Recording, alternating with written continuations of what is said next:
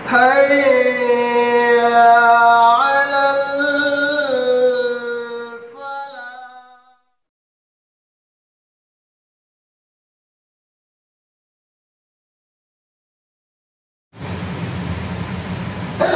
الحمد لله رب العالمين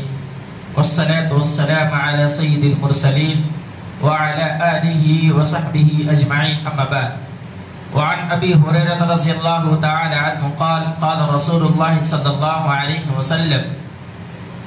ألا أدلك على كلمة من تحت العرش من كنز الجنة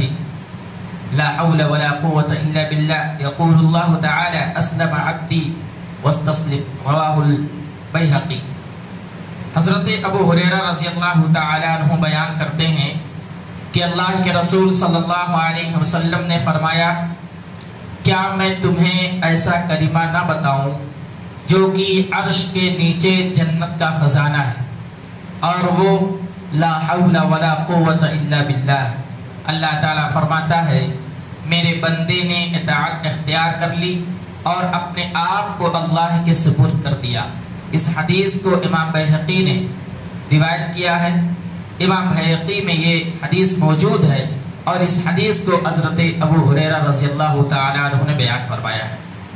دعا کے تعلق سے باتیں ہو رہی تھیں کہ جہاں ایک آدمی اللہ رب العالمین سے کوئی چیز طلب کرتا ہے، کوئی چیز مانگتا ہے، سوال کرتا ہے، تو وہیں پر ایک مسلمان کو یہ چاہیے کہ وہ اللہ رب العالمین کی بڑائی، کبریائی، تسبیح و تحمید بیان کرے. اسی کے تعلق سے یہ حدیث ہے کہ ایک دعا ہے اگر کوئی آدمی اس کو پڑھتا ہے تو اللہ رب العالمین اس کو بہت ساری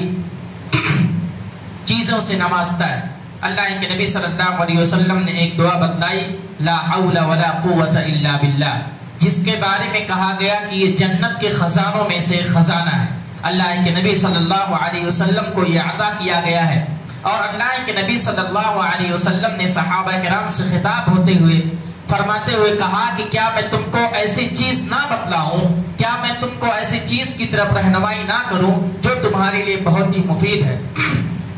اور وہ چیز لا حول ولا قوت الا باللہ ہے. ہم اور آپ کو اس کو پڑھنا چاہیے. اسی طریقے سے ایک اور حدیث حضرت ابو موسیٰ الاشعری رضی اللہ تعالی عنہ بیان کرتے ہیں کہ ایک سفر پر ہم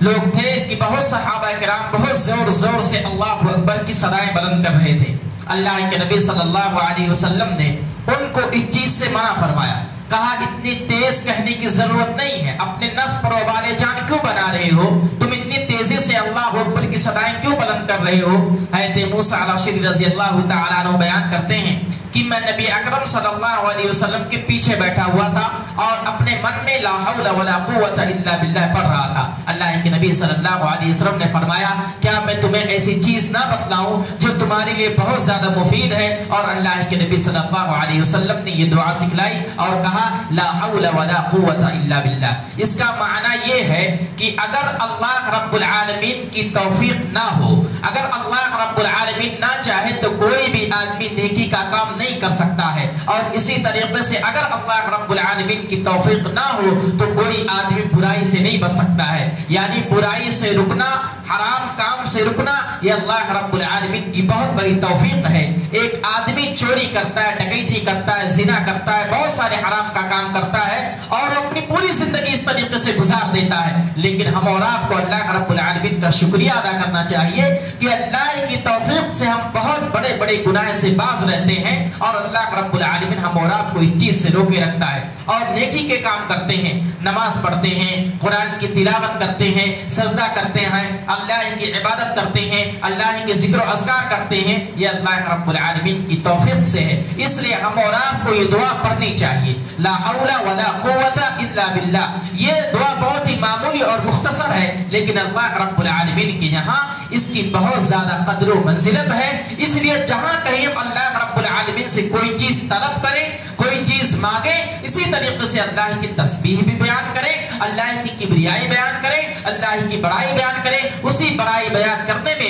ایک دعا یہ ہے کہ آدمی اس دعا کو بہت زیادہ ورد کرے، بہت زیادہ پڑھے، اور وہ دعا یہ ہے لا حول ولا قوت الا باللہ. اللہ رب العالمین سے دعا ہے کہ اللہ رب العالمین تو ہمیں دعاؤں کا اہتمام کرنے کی توفیق عطا فرما. رمضان رمضان المبارک کے مہینے میں خاص طور سے ہمیں دعا کی اہمیت و فضیلت کو سمجھتے ہوئے دعا کا اہتمام کرنا چاہیے، زیادہ سے زیادہ توبہ اور استغفار کرنا چاہیے، اور اپنے زبان پر زیادہ سے زیادہ اللہ کی کبریائی، اللہ کی بیان، اللہ کی حمد و ثنا، اللہ کی تحمید، اللہ کی بڑائی اور کبریائی کو بیان کرنا چاہیے۔ اللہ رب العالمین سے دعا ہے کہ اللہ رب العالمین تو ہمیں کہنے سننے سے زیادہ عمل کرنے کی توفیق عطا فرما۔ اے اللہ رب العالمین ہمارے روزوں کو قبول فرما، ہماری دعاؤں کو قبول فرما، ہماری تمام عبادات کو قبول فرما، اور اسی طریقے سے جب تک ہم کو اس دنیا کے اندر رکھ، ایمان و اسلام کی حالت میں رکھ، اور جب ہمارا خاتمہ ہو تو ایمان کی حالت میں ہو۔ آمین و آخر دعوانا الحمدللہ رب العالمین۔ السلام علیکم ورحمۃ اللہ وبرکاتہ۔